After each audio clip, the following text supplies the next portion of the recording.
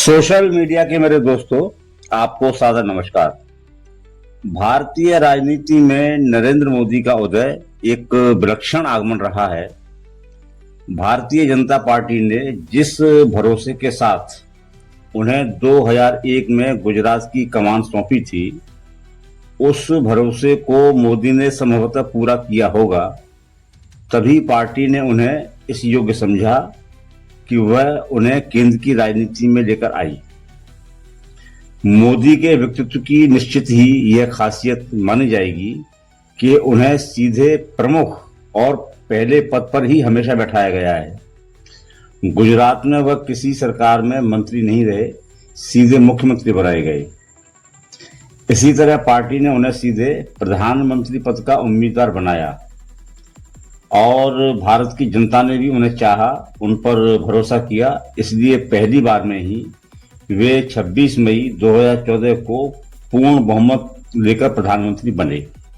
जबकि भाजपा के ही अटल बिहारी वाजपेयी को प्रधानमंत्री बनने और अपने कार्यकाल तक बने रहने के लिए कितने पापड़ बेलने पड़े थे, यह पूरी दुनिया जानती है। खैर, समय अब काफी आगे बढ़ चुका है, सो हम भी आगे बढ़ते हैं। बस अभी 9 जून 2025 को मोदी ने अपनी सरकार की 11वीं वर्षगांठ मनाई है और अपनी उपलब्धियां भी बताई हैं देश को। यह मोदी जी का अधिकार है कि वे अपनी कामयाबियां गिनाएं। विपक्ष उनकी कामयाबियों पर सवाल उठा रहा है, यह विपक्ष का अधिकार है। हालांकि लोकतंत्र ने यह अधिकार देश के हर नागरिक को दिया है, इसलिए यह अधिकार मुझे भी दिया है, यानी कि सवाल उठाने का अधिकार मुझे भी दिया है। और मोदी सरकार के 11 साल के अब तक के कार्यकाल पर उपलब्धियों के साथ साथ सवाल भी अगर उठाए जाए तो एक किताब लिखी जा सकती है। लेकिन मैं सिर्फ एक सवाल को छोड़कर और कोई भी सवाल यहां नहीं उठा रहा हूं।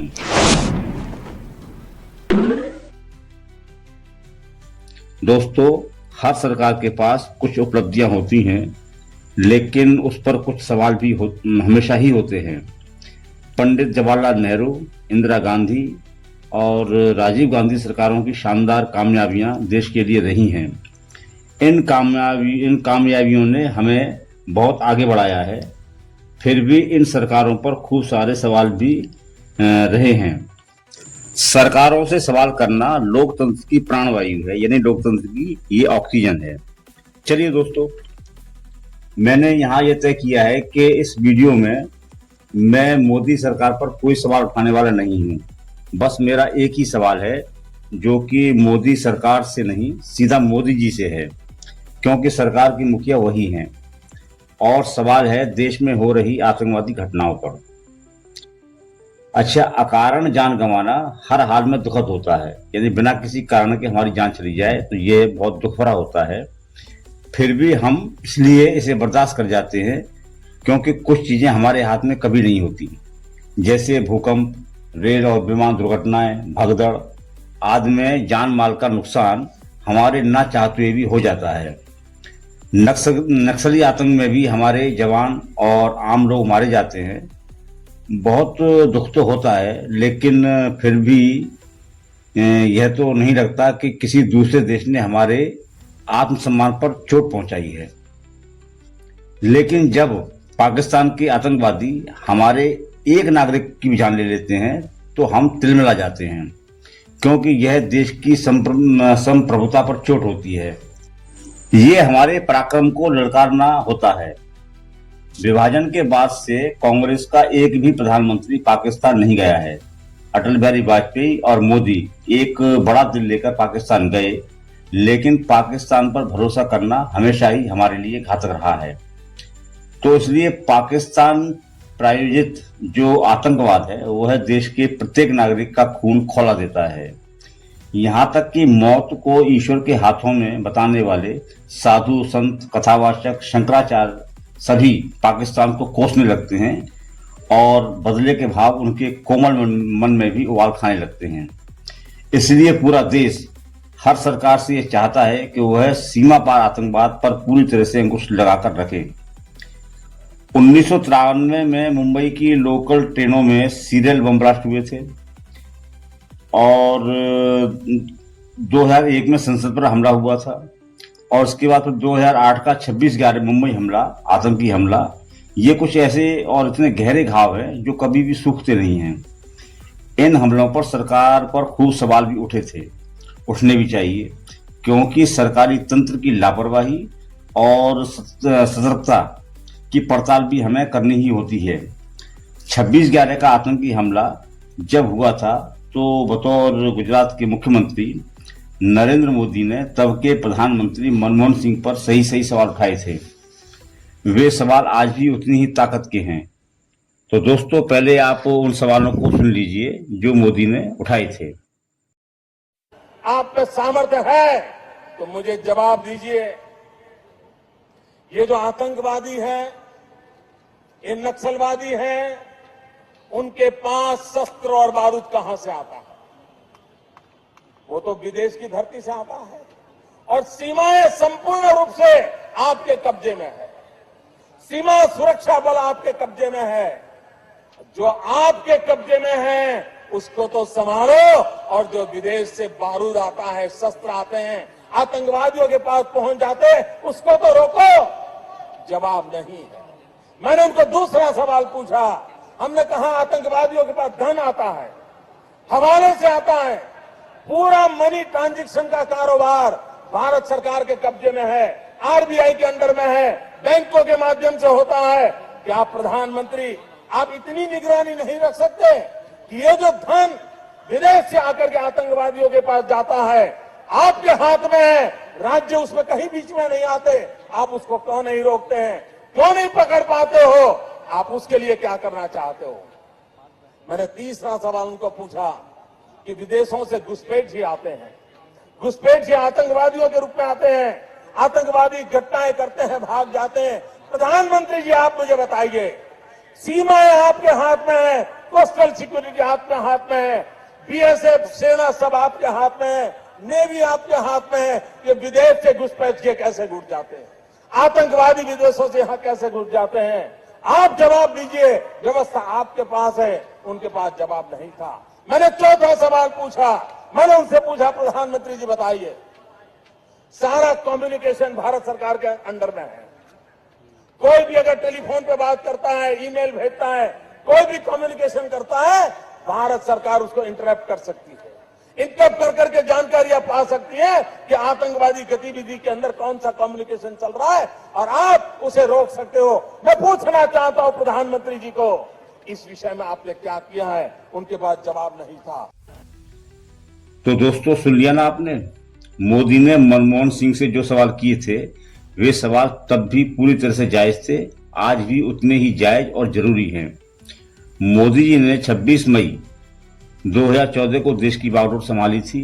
अब हम उनके कार्यकाल में हुई आतंकी घटनाओं पर नजर डालते हैं। 2 जनवरी 2016 को पठानकोट में वायुसेना के स्टेशन पर हमला हुआ था। आतंकियों से इसमें मुठभेड़ हुई थी, सभी आतंकवादी मारे गए थे, लेकिन वायुसेना के 5 जवान भी शहीद हुए थे। फिर इसी साल यानी 9 महीने बाद ही 18 सितंबर और 2016 को जम्मू कश्मीर के उरी में हमला हुआ, आतंकी हमला। इस हमले में 19 भारतीय सैनिक मारे गए, इतने ही करीब घायल भी हुए।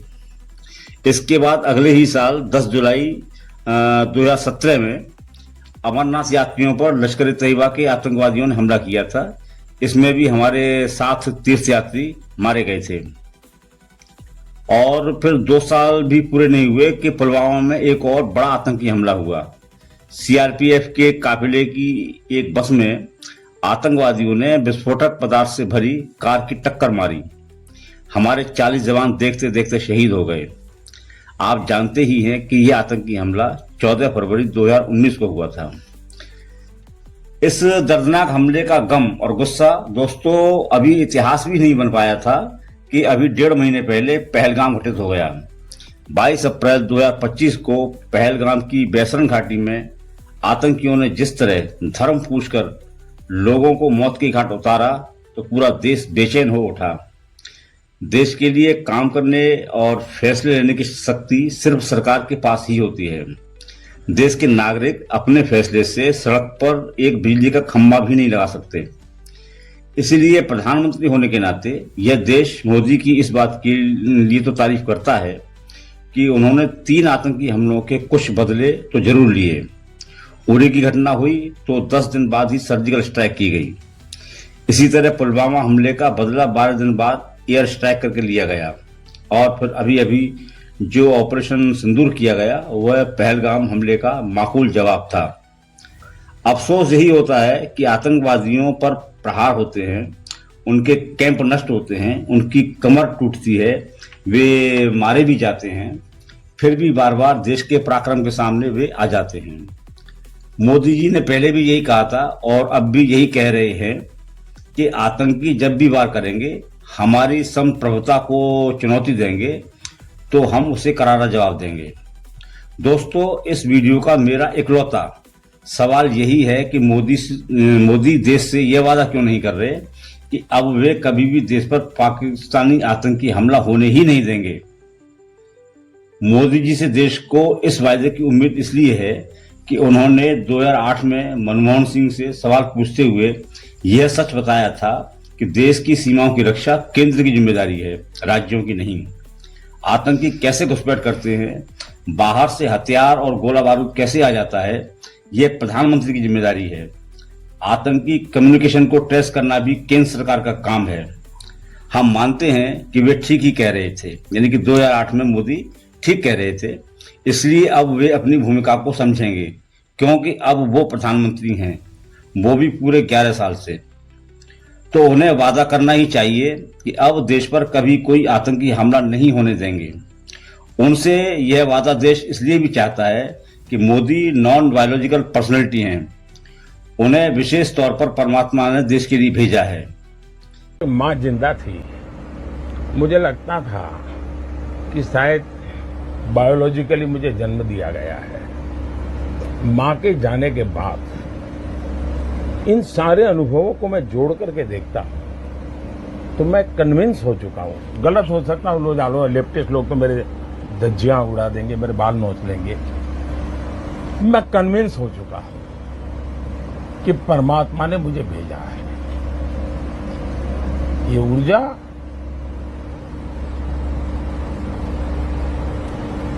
बायोलॉजिकल शरीर से नहीं मिली है। ये ऊर्जा ईश्वर ने मुझसे कुछ काम लेना है, इसलिए मुझे विधा। दोस्तों, मेरा आग्रह है कि इसी तरह की वैचारिक चर्चाओं के लिए मेरे चैनल को सब्सक्राइब करें, घंटी का बटन दबाएं और इस वीडियो को ज्यादा से ज्यादा शेयर करें। आपका आभारी सुनीत गोस्वामी।